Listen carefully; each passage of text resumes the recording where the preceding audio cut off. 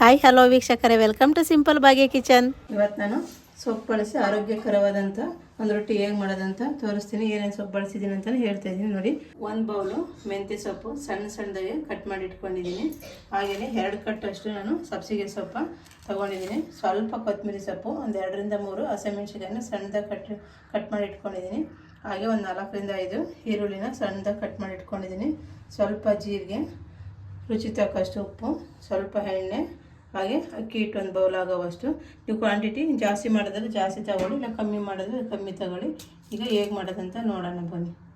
ಈಗ ರೊಟ್ಟಿ ಹಿಟ್ಟು ಕಲಸೋದಕ್ಕೋಸ್ಕರ ನಾನು ಒಂದು ಬ್ರೇಷನ್ ತಗೊಂಡಿದ್ದೀನಿ. ನೀವು ಯಾವ್ದು ಪಾತ್ರೆ ಇರ್ತದೆ ಆ ಪಾತ್ರೆ ತಗೊಳ್ಳಿ. ಬ್ರೇಷನ್ಗೆ ನಾನು ತಗೊಂಡಂತಹ ಸೊಪ್ಪಿದೆಯಲ್ಲ, ಮೆಂತ್ಯ ಸೊಪ್ಪು ಹಾಕ್ತಾಯಿದ್ದೀನಿ. ಮೆಂತ್ಯ ಸೊಪ್ಪಿನ ಜೊತೆನೇ ನಾನು ಇವಾಗ ಸ್ವಲ್ಪ ಕೊತ್ತಂಬರಿ, ಸಬ್ಸಿಗೆ ಸೊಪ್ಪು ಜಾಸ್ತಿ ತಗೊಂಡಿದ್ದೀನಿ. ಮೆಂತ್ಯ ಸೊಪ್ಪಿಗಿಂತಲೂ ಸಬ್ಸಿಗೆ ಸೊಪ್ಪು ಜಾಸ್ತಿ ತಗೊಂಡಿದ್ದೀನಿ. ತುಂಬ ಚೆನ್ನಾಗಿರುತ್ತೆ, ಫ್ಲೇವರು ಚೆನ್ನಾಗಿರುತ್ತೆ, ಹಂಗೆ ಟೇಸ್ಟಿಯಾಗಿರುತ್ತೆ. ಹಾಗಾಗಿ 2 ಕಟ್ ಆಗೋವಷ್ಟು ನಾನು ಸಬ್ಸಿಗೆ ಸೊಪ್ಪು ತಗೊಂಡಿದ್ದೀನಿ. ಇದನ್ನು ಸಣ್ಣದಾಗಿ ನೋಡಿ ಕಟ್ ಮಾಡಿ ಹಾಕ್ತೀನಿ. ಇದ್ರ ಜೊತೆ ನಾನು ಕೊತ್ತಂಬರಿ ಸೊಪ್ಪು ಏನು ತಗೊಂಡಿದ್ದೆ ಕೊತ್ತಂಬರಿ ಸೊಪ್ಪು ಹಾಕ್ತಾಯಿದ್ದೀನಿ. ಹಾಗೆಯೇ ಸ್ವಲ್ಪ ಹಸಿಮೆಣ್ಸಿಕಾಯಿ ಹೆಚ್ಚಿಟ್ಕೊಂಡಿದ್ದೆನಲ್ಲ, ಹಸಿಮೆಣ್ಸಿಕಾಯಿನ ಹಾಕ್ತಾಯಿದ್ದೀನಿ. ಮತ್ತು ಈರುಳ್ಳಿ ನಾನೇನೆಲ್ಲ ರೆಡಿ ಮಾಡ್ಕೊಂಡಿದ್ದೆ ಎಲ್ಲನೂ ಹಾಕ್ತಾಯಿದ್ದೀನಿ ನೋಡಿ. ಸೊಪ್ಪಿನ ರೊಟ್ಟಿ ಅಂತಲೇ ಹೇಳ್ಬೋದು, ಅಷ್ಟು ಚೆನ್ನಾಗಿರುತ್ತೆ ಸೊಪ್ಪಿನ ರೊಟ್ಟಿನ. ಮಕ್ಕಳೇನು ಸೊಪ್ಪು ಕೊಟ್ಟರೆ ಹಾಗೆ ತಿನ್ನಲ್ಲ ಅಂಥವ್ರಿಗೆ ಈ ಥರ ರೊಟ್ಟಿಗಳು ಮಾಡಿ ಡಿಫ್ರೆಂಟಾಗಿ ಪರೋಟ ರೊಟ್ಟಿ ಆ ಥರ ಮಾಡಿಕೊಟ್ರೆ ತುಂಬ ಚೆನ್ನಾಗಿ ತಿಂತಾರೆ. ಮಕ್ಕಳಿಗೆ ಟೇಸ್ಟಿಯಾಗಿರುತ್ತೆ, ದೊಡ್ಡವರು ಚಿಕ್ಕವರು ಎಲ್ಲರೂ ಅಷ್ಟೇ ತುಂಬ ಇಷ್ಟಪಟ್ಟು ತಿಂತಾರೆ. ಇದ್ರ ಜೊತೆ ನಾನು 1 ಸ್ಪೂನ್ ಆಗೋವಷ್ಟು ಜೀರಿಗೆ ಹಾಕ್ತೀನಿ.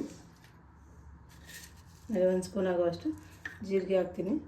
ಹಾಗೆಯೇ ರುಚಿಗೆ ಎಷ್ಟು ಬೇಕಷ್ಟು ನೋಡಿಕೊಂಡು, ನಾವು ಹಿಟ್ಟು ತೊಗೊಳ್ತೀವಲ್ಲ ಅದನ್ನು ನೋಡಿಕೊಂಡು ನಾವು ಉಪ್ಪು ಹಾಕ್ಕೊಳ್ಳೋಣ. ಈಗೆಲ್ಲ ಒಂದ್ಸಲ ನೀಟಾಗಿ ಹಿಟ್ಟು ಹಾಕ್ದಲೇ ಇದನ್ನೆಲ್ಲ ಮಿಕ್ಸ್ ಮಾಡ್ಕೊಂಡು ಬರೋಣ. ಕೈಯಲ್ಲೇ ಮಿಕ್ಸ್ ಮಾಡೋಣ. ಎಲ್ಲ ಮಿಕ್ಸ್ ಮಾಡಿದ್ದೀನಿ. ಈಗ ನಾನು ಒಂದು ಬೌಲ್ ಆಗೋಷ್ಟು ಅಕ್ಕಿ ಹಿಟ್ಟು ತೊಗೊಂಡಿದ್ದೆಲ್ಲ ಅಕ್ಕಿ ಹಿಟ್ಟು ಹಾಕ್ತಾಯಿದ್ದೀನಿ.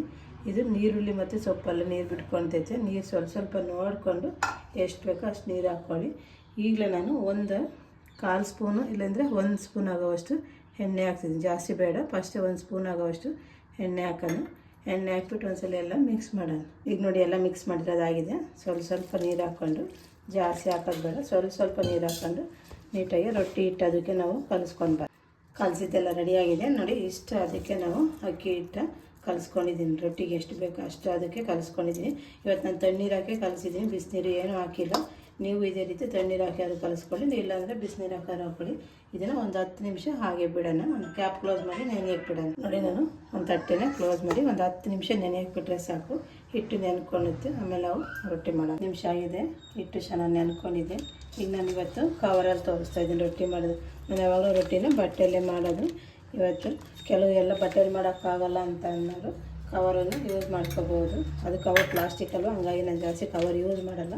ವಿಡಿಯೋಕ್ಕೋಸ್ಕರ ಇವತ್ತು ನಾನು ರೊಟ್ಟಿ ಮಾಡೋದನ್ನ ಕವರಲ್ಲಿ ತೋರಿಸ್ತಾ ಇದ್ದೀನಿ. ಅದು ಕವರ್ಗೆ ಎಣ್ಣೆ ಹಚ್ಬಿಟ್ಟು ಎಷ್ಟು ನಿಮ್ಗೆ ಬೇಕಾ ರೊಟ್ಟಿ ದಪ್ಪ ಅಷ್ಟು ಸ್ವಲ್ಪ ಹಿಟ್ಟು ಥರ ರೌಂಡ್ ಮಾಡಿಕೊಂಡು ಇದೇ ಹಿಟ್ಟನ್ನ ಈ ಥರ ಇಟ್ಕೊಂಡು ಕವರಲ್ಲೇ ಈ ಥರ ತಟ್ಟಿದ್ರೆ ಚೆನ್ನಾಗಿ ಬರುತ್ತೆ. ಕವರ್ ಅಂದರೆ ಅಷ್ಟು ಆರೋಗ್ಯಕ್ಕೆ ಒಳ್ಳೆಯದಲ್ಲ, ಹಂಗಾಗಿ ನಾನು ಜಾಸ್ತಿ ರೊಟ್ಟಿ ಮಾಡೋಕ್ಕೆ ಬಟ್ಟೆನೇ ಯೂಸ್ ಮಾಡ್ತೀನಿ. ಬಿರಿಯಾನಿ ಯೂಸ್ ಮಾಡಲ್ಲ, ಬಟ್ಟೆನೇ ಯೂಸ್ ಮಾಡ್ತೀನಿ. ಇವತ್ತು ವಿಡಿಯೋಕ್ಕೋಸ್ಕರ ನಾನು ಕವರ್ ಯೂಸ್ ಮಾಡ್ತಾಯಿದ್ದೀನಿ. ನಿಮ್ಗೆ ಎಷ್ಟು ಆಗಲೇಬೇಕೋ ಅಷ್ಟು ಆಗಲೂ ತಟ್ಕೊಳ್ಳಿ, ಚೆನ್ನಾಗಿ ಬರುತ್ತೆ.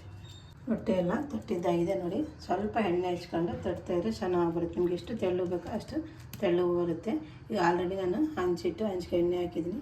ಈಗ ರೊಟ್ಟಿ ಹೇಗೆ ಹಾಕೋದಂತ ನೋಡೋಣ ಬನ್ನಿ. ನೋಡಿ, ಹಂಚು ಕಾದಿದೆ. ಇದೇ ಹಂಚಿನ ಮೇಲೆ ಈ ಕವರನ್ನು ಈ ಥರ ಮಸ್ತಿಟ್ಟು ಹಾಕಿಟ್ಟು ಬೇಗನೆ ಎತ್ಕೊಳ್ಳೋಣ. ಜಾಸ್ತಿ ಎತ್ಕೊ ಕವರೆಲ್ಲ ಸುಟ್ಟೋಗ್ಬಿಡುತ್ತೆ. ಹಂಗಾಗಿ ನೋಡಿ ಈ ಥರ ಎಳೆದ್ರೆ ಸಾಕು, ನೀಟಾಗಿ ಬರುತ್ತೆ. ಈಗ ಒಂದು ಪ್ಲೇಟ್ ಕ್ಲೋಸ್ ಮಾಡಿ 2 ಸೈಡು ಬೇಯಿಸ್ಕೊಂಡು ಬರೋಣ. ನಾವು ಎಣ್ಣೆ ಹಾಕಿ ತಟ್ಟಿರೋದ್ರಿಂದ ಏನು ಮೇಲೆ ನೀರು ಏನು ಎಣ್ಣೆ ಏನು ಹಾಕೋದು ಬೇಡ. ಈ ಥರ ಪ್ಲೇಟ್ ಕ್ಲೋಸ್ ಮಾಡಿದ್ರೆ ಸಾಕಾಗುತ್ತೆ. ಈಗ ಒಂದು 5 ನಿಮಿಷ 2 ಸೈಡು ನೀಟಾಗಿ ಬೇಯಿಸ್ಕೊಳ್ಳೋಣ.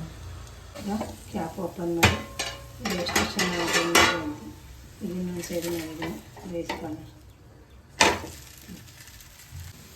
ನೋಡಿ, 2 ಸೈಡನ್ನು ಈಗ ನೀಟಾಗಿ ರೊಟ್ಟಿ ರೆಡಿಯಾಗಿದೆ. ಎಷ್ಟು ಚೆನ್ನಾಗಿ ಕಾಣ್ತಿದೆ ನೋಡ್ತೀನಿ. ಈ ಥರ ಸೊಪ್ಪು ಹಾಕಿ ರೊಟ್ಟಿ ಮಾಡೋದ್ರಿಂದ ತುಂಬ ಟೇಸ್ಟಿ ಆಗಿರುತ್ತೆ. ನೋಡೋದಕ್ಕೆ ಅಷ್ಟೇ ಕಲರ್ಫುಲ್ಲಾಗಿರುತ್ತೆ.